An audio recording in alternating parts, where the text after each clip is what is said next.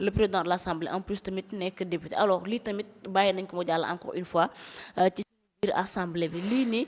justement lan moo ci nekk de un la responsabilité du président de la République moom moo nekk le gardien de la constitution beneen bi des bu dee conseil constitutionnel mënu cee àddu comme Abdou Mbow li wax nee na am na yeneen voie de issue yu ñu mën a jaar alors voie yooyu yan la wala boog dañuy réformer conseil constitutionnel pour bëgg yu mel ni bu amatee yeneen juridiction mën cee àddu. waaw merci soxna Adji. Il faut savoir que le conseil constitutionnel, encore une fois, il n'a pas accepté le recours, mais il n'a pas également rejeté le recours. Parce que le débat reste entier. Conseil constitutionnel daf ne ëmb bi ngeen ma indil du ma ko sax ubbi du ma ko sax ubbi bay xool lu fa ne fu mu toll ni conseil constitutionnel joxul kenn dëgg. Le débat reste entier. Ce qu'il faut dire que aujourd'hui mooy ne que Ousmane Sonko ñi doon défendre comme quoi que Ousmane Sonko mënul dellu Assemblée nationale ils ont raison. Ils continuent à défendre cette position-là. ñi doon défendre également ne Ousmane Sonko mën na dellu Assemblée nationale mooy waa PASTEF ñoom itam peut-être kenn mënu leen a bañal seeni commentaires. Mais ñun actuellement suñu position mooy ne que jusqu'à présent Ousmane Sonko n'a pas le droit de retourner à l'Assemblée nationale pour la bonne et simple raison que Ousmane Sonko n'a pas été député, il n'a pas été investi, il n'a pas été installé le jour dafa ñëw ne dama ñëw pour démissionner parce que le président de la République Bassirou Diomaye Diakhar Faye a besoin de moi à ses côtés au niveau de l'exécutif. damay dem occuper le poste de premier ministre mais poste de député bi dañ may remplacer. Il est venu déposer sa démission. Il n'a pas été installé le jour. dafa luñ ko écharpe bi mais aussi tapp luñ ko pins. Donc il n'est pas député. bu fekkente ne nag dàq nañ ko fële mu daw wutali ji Assemblée nationale amul droit di duggaat Assemblée nationale pour nekk député a fortiori mu nekk président Assemblée nationale ñun on campe sur notre position. Maintenant nag lenn daf ma jaaxal ci conseil constitutionnel parfois conseil constitutionnel day def ay exploit. La décision du conseil constitutionnel kenn du ko weddi c'est une décision boo xamante ne on prend acte, on accepte, on avance, mais quand même on a le droit de commenter les propos, les décisions du conseil constitutionnel. xas naa génn am nañu commentaire pour ne d'accord uñ ci keneen aussi bu ko neexee ne d'accord na mais le débat reste entier. Conseil constitutionnel si vous vous rappelez en 2024 mais def na fi jël na fi fonction jël na fi prérogative boo xamante ne conseil constitutionnel moomu ko woon parce que à l'époque bi ñu ne dañuy reporter les élections présidentielles mais conseil constitutionnel avait refusé à l'époque. ba pare conseil constitutionnel fixer la date des élections alors que c'était pas au conseil constitutionnel de fixer une date des élections présidentielles, c'était au président de la République par décret de fixer la date des élections présidentielles. Et pourtant le président Macky Sall, homme de paix qu'il est, il a pris acte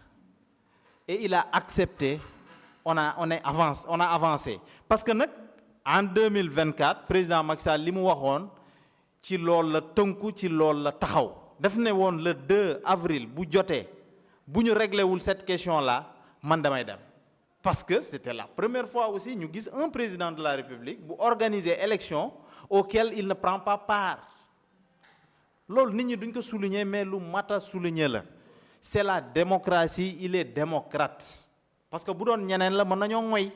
taxaw d'autant que bi ñu jàllee ba jour prestation de serment du président Bassirou Diomaye Faye nouvellement élu à l'époque mais le président du conseil constitutionnel lan la waxoon ne président Macky Sall il avait bel et bien le droit de solliciter une autre candidature à la présidentielle. Pourtant président mënoon naa ñaan wala xëccu beneen candidat il ne l'a pas fait. def ne fu mu toll nii man réew mi nekk ci jàmm moo ma gënal réew mi nekk ci guuta. Conseil constitutionnel daal li ma bëgg mooy vraiment que conseil constitutionnel continuer di nekk cet arbitre là entre le pouvoir et l'opposition. buñ ko laajee dara na ubbi xool la ca nekk parce que man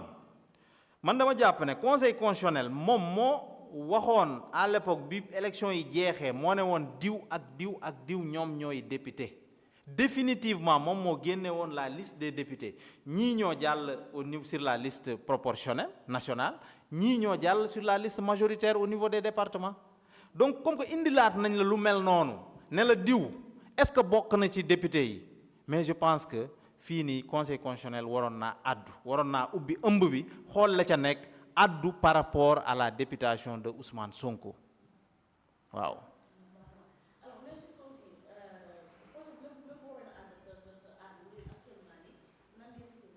waaw comme Abdou Mbow ni mu ko waxee l'honorable député Abdou Mbow nee na conseil constitutionnel adduwul d'accord on prend acte mais am na fi yeneen juridiction yoo xamante ne mën nañ fa déposer ba tey recours la Cour suprême est là pour délibérer d'une manière administrative comme jaraaf ni mu ko waxee mais dinañ fa déposer li nga xamante ne mooy recours bi ñu xool parce que nag réew mi nag c'est un état de droit képp ku fi bëgg a indi naka sudul noonu je pense que on a des cours des juridictions yoo xamante ne dañ lay arrêter tout de suite pour dire que lii mënoo ko def.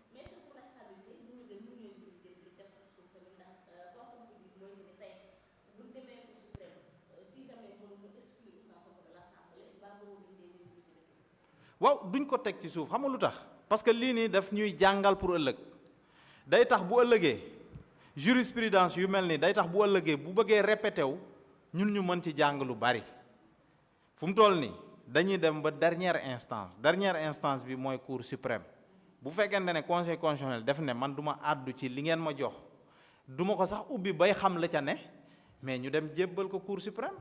suprême amaana cour suprême dina ko ubbi bu ko ubbee dinañu wax exactement le droit qu'en est-il réellement bu ko defee bu ëllëgee ñu mën a xam ñu mën a xool ci décision yooyu je pense que c'est toujours bon quand même d'épuiser toutes les voies de recours.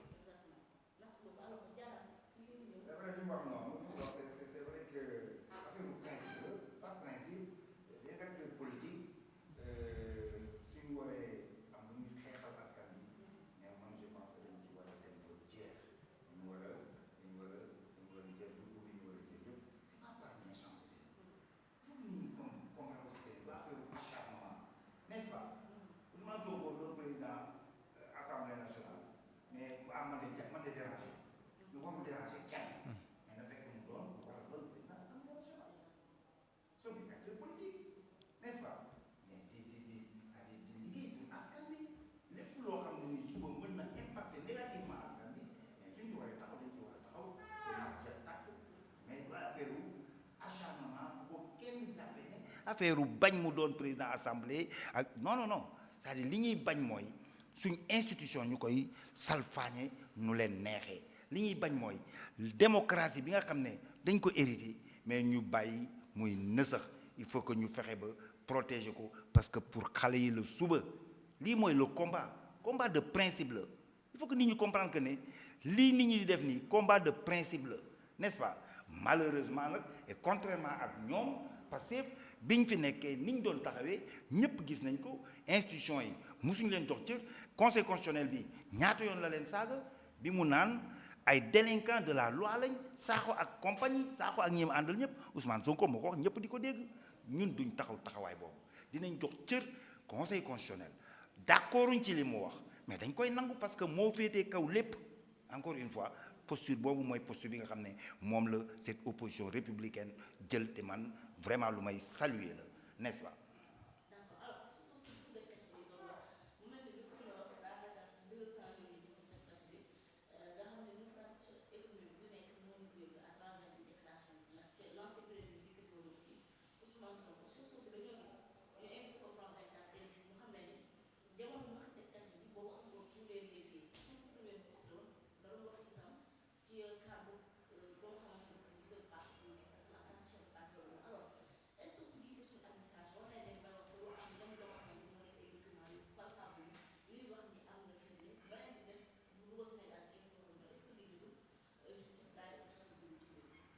Merci beaucoup. Mais da ngay revenir rek ci li ma wax à l'entame de l'émission, à l'entame de mes propos dama ne la le régime Pastef dañoo trahir askanu Sénégal dañu trahir askanu Sénégal parce que dafa am lu ñu waxoon askanu Sénégal ñëw def leneen malheureusement loolu noonu ñuy def bu fekkoon ne nii dafa yem rek ci reniement du poser problème mais daf ñuy impacter négativement ça dañuy yóbbu askanu Sénégal ci nguuta dañuy yóbbu Sénégal ci situation bu catastrophique voilà pourquoi ñi nga xamante nii ñoom ñooy responsable ci loolu noonu mais yoon dafa war a jàmmaarloo ak ñoom lii mooy dëgg man li ma gëm ba gëm mooy lii ñu def nii mais tooñ nañ askanu Sénégal tooñ goo xamante ne nii mais yoon daf cee war a addu yoon daf cee war a mais bien sûr que dañu war a situer les responsabilités n'est-ce pas et les responsabilités sont partagées parce que tey su mënee nekk rek c'est parce que wax naa la ko sànq le président de la République a laissé faire et il a trop laissé faire le président de la République dafa gëmm bëtam pourquoi parce que bi Ousmane Sonko di taxawaay bi yóbbu Sénégal ci catastrophe bi mais mu ngi fii dette cachée boobu noonu soxna ñépp xam nañ ne dette cachée amul avant ndeyu mbilli gi di ci àddu te bi mu ci àddoo waxul lu dul li nit ñi waxoon mais fu ne toog nañ fa xamal askan bi ne dette cachée amul parce que mënut a am mais li grave mooy méchanceté bi nga xam ne moom lañ doon véhiculer message boobu nga xam ne jubluwuñ ci woon lenn lu dul diaboliser mais ki fi nekkoon mais surtout diaboliser ñi mu doon jàmmaar lool ci élection législative la même personne bi nga xamante nii benn stratégie kese la am bu politique mooy son adversaire politique daf koy diaboliser sosal ko waxal ko lu dul dëgg ba sénégalais yi tam ko dëmm Ousmane Sonko amul benn stratégie bu dul ki mu war a jàmmaar lool day def tout ba sénégalais yi wan ko gannaaw ci ay tuuma yoo xam ne dara du ci dëgg donc ki ne woon le président Macky Sall ci législative 2022 di wër ci plateau télévision yi ay nitam di wër di ko wax mu organiser wu mais ba jël ay nit ñoo xamante ne nii malheureusement dañ leen defoon ay référence ñuy toog ci plateau télévision yi di wax bay wax ci diine nit ñi di leen déglu ñu monter leen orienter leen ci débat boobu noonu ñu nekk ci pratique bu malsaine boobu di tuumaal Macky Sall ne moom dafa bëgg daganal sëy góor jigéen loolu ci 2022 la woon élection législative ka defoon loola noonu pour am rek des voix pour am rek ay député pour gagner élection législative mu yëkkati tuuma bu rëy boobu teg ko ci njiitu réew mi la même personne moo doon demaat élection législative daa di ne ñii fi nekkoon mais dañoo sàcc alalu askan bi ñii fi nekkoon gis naa ci benn compte 1000 milliards ñii fi nekkoon dañu jël alal ju bari leb ko def ci seeni poche nga gis un ministre de la justice une vidéo virale Sénégal yépp gis nañ Yacine Fall mu taxaw daal di ne Macky Sall ak ay ministres am dañoo leb 7 milliards de dollars def ci seeni poche lu gën a catastrophique loolu amul c'est-à-dire lu gën a lâche loolu amul lu gën a soxor loolu amul mais lu gën a doy waar loolu amul dans une république donc ñi ko def justice dafa war a taxaw def liggéeyam gis nga ñi ko def dañoo lor askanu Sénégal parce que loolu noonu moo ñu yóbbu ci lii ñuy dund aujourd'hui ça dafa am ñaari mbir yoo xam ne nii moo indi Sénégal ci guute gi mooy la dette cachée bi Ousmane Sonko wax li tax mu indil ñu problème c'est parce que bailleurs yi dañoo croiser les bras mu dem nag malheureusement ba kii di FMI mais mu mettre ko ci situation bu embarrassante daal di koy taxé de complice n'est-ce pas ñooñu croiser les bras amatuñ bailleur kenn ñëwatul xaalis circuler tout Sénégal il faut que ñu dem ci marché de l'UEMOA pour mën a am mu doon tëbbal xam nga bu ñu waree dem ci les dépenses de fonctionnement dañuy dem lebi ci marché boobu nga xamante nii mais sulli bukki la foofu la Sénégal toll aujourd'hui mënatuñ am don mënatuñ am mais investissement bu baax boo xamante ni dañu am maturité bu baax a baax am taux bu baax bu wàcc xam nga comme nañ daan am mënatuñ ko am parce que bailleurs yi bàyyi nañu mais don sax mënatuñ ko am loolu mooy li nga xam ne nii premier facteur bi indi guute bi Sénégal xaalis circulé tout bi ci toppaat mooy parce que loolu noonu le fait que ñu bañ a am xaalis moo indi le fait que aussi ñu bañ a fay lii nga xam ne mooy la dette intérieure ñëpp xam nañ ne la dette intérieure mooy li yor askanu Sénégal xaalis bi ñuy fay entreprise yi nga xam ne nii ñooy yu local yi loolu mooy li yor askanu Sénégal fayuñu leen ñu ngi ci plus de 1000 milliards de dette intérieure n'est-ce pas beneen point bi nga xamante ni bokk na ci li nga xam ne moo yóbbu Sénégal ci guute gi mooy la gestion violente bi nga xam ne moom la Ousmane Sonko démarré sa gestion dafa ñëw daal di ñëw ak fugg arrêter le secteur BTP ñëpp xam nañ BTP mais lan lay représenter suñu économie mu téye ko n'est-ce pas xaalis amatul kenn liggéeyatul mu daal dara bougetul mais surtout nag ñàkk gee génne xaalis pour li nga xam ne nii moo doon néew ji doole ji social bi nga xamante ni ñëpp xam nañ importance bi mu amoon muy les bourses yi nga xam ne moom le président Macky Sall defoon muy bourse de sécurité familiale yi ñu bloqué ko c'est parce que amatuñu woon xaalis n'est-ce pas loolu lépp ay impact la yoo xamante ne nii waxu Ousmane Sonko bi moo ko indi arrêté bi mu arrêté le secteur BT arrêté bi mu arrêté yi nga xamante nii moom mooy mais les médias n'est-ce pas bloqué leen yéen amatu leen xaalis ñu bari tëj ñu bari licencié mais licenciement yi nga xamante nii yu massif yi nga xam ne nii am na aussi 38 000 Sénégalais ñàkk nañ seen xëy ci biñ ñëwee yooyu mooy facteurs yi nga xam ne moom moo indi guute gi nga xam ne moom la ñuy dund aujourd'hui fii nii mais ci Sénégal donc kon Adja Soxna leen amu fi aujourd'hui lu dul un régime boo xam ne très sincèrement tooñ nañ askanu Sénégal dette cachée amul mësu fee am niñ daan calculer la dette moom lañ changé wax nañ ko partout et le président Macky Sall bi mu demee ba war a wax loolu la wax méthode bi ñu daan calculer la dette moom lañ changé dañ daan jël dette bi nga xam ne mooy bu secteur l'état central dette état central moom lañ daan jël comme dette moo mës a nekk dette réew mu nekk ak na ngay calculer say dette n'est-ce pas lii nga xam ne nii mooy le secteur parapublic mësul bokk ci bu ñuy calculer dette ñoom pour mën a am raison moo tax ñu boole loolu noonu yépp pour mën a élever dette bi n'est-ce pas alors foofu nag dañ faa wone xarañte ki fi nekkoon ak yéene gi mu amoon ci Sénégal ak vision bu claire bi mu amoon teg un programme bu leer nañ un plan bu leer nañ daal ne à l'horizon 2035 leeroon na ko ne Strada Facendo dina am yu bari yoo xam dina ko jooyanti parce que c'est un long processus le PSE donc mu doonoon vision bu leer loolu lañ wane fii ñoom ci affaire dette cachée bi parce que kooku dafa taxaw ne dañu war a tabax réew mi dafa am fu ñu war a jëm mu am ay préalable voilà pourquoi ñu jëloon lii ñu jël ci dette yépp dette bi ñu jël c'était pour tabax réew mi pour mën a dem à l'horizon 2035 ñu am un Sénégal émergent il fallait que ñu tabax bu baax a baax ay infrastructures il faut que ñu am ay yoon il faut que ñu am ndox mais il faut que ñu am électricité il faut que ñu am courant parce que yii ñuy wax ni yëpp mënuñ ko def développer réew mi te demuñ ci industrialisation te pour arriver dans l'industrialisation il faut que ñu am ndox mu bari il faut que ñu am courant il faut que ñu am ay yoon donc kon Adja Soxna ki fi nekkoon dafa leb pour tabax réew mi te loolu mooy li nga xamante ni moom lañ doon xaar ci moom très sincèrement dette amu fi lenn loo xamante ni dañ koy nëbb parce que kenn mënut a nëbb dette kii nag di nga xam ne nii mooy le président de la Cour suprême bu Cour des comptes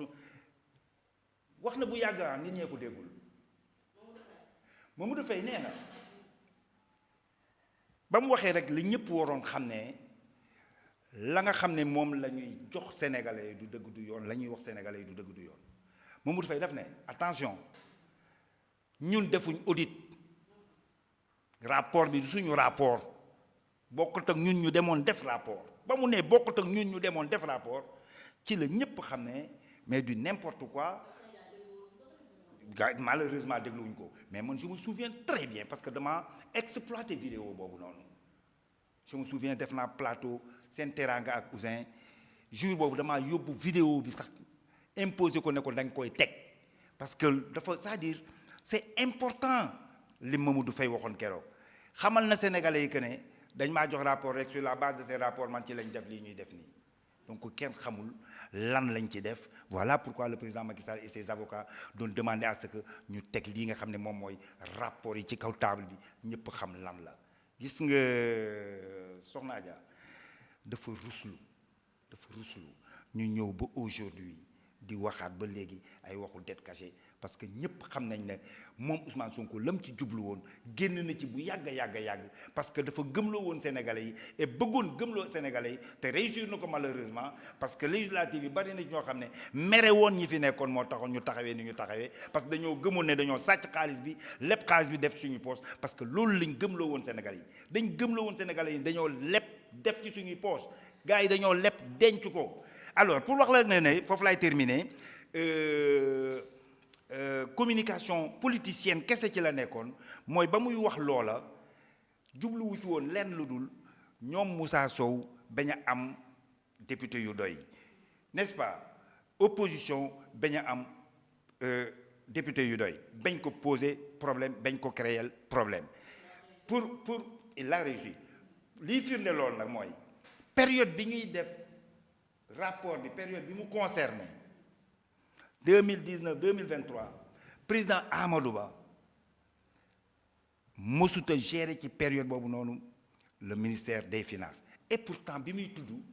tudd na turam, pour dire quoi, ñi nga xam ne ñoom la waroon jàmmaar lool ñooñu rek la doon diaboliser, ñooñu la doon discréditer, ñooñu la doon jaxase ak askanu Sénégal. Donc communication politicienne kese la woon, ku doon dem campagne moo doon communiquer ba indil ñu guute gi, ba dugal Sénégal ci catastrophe bi. Loolu nag man gëw ma ne Sénégalais yi nañ ko baal. waaw soxna Aji, man de pa boobu Faye, Mamadou Faye, wax dëgg yàlla kooku it kenn du moom. du n'importe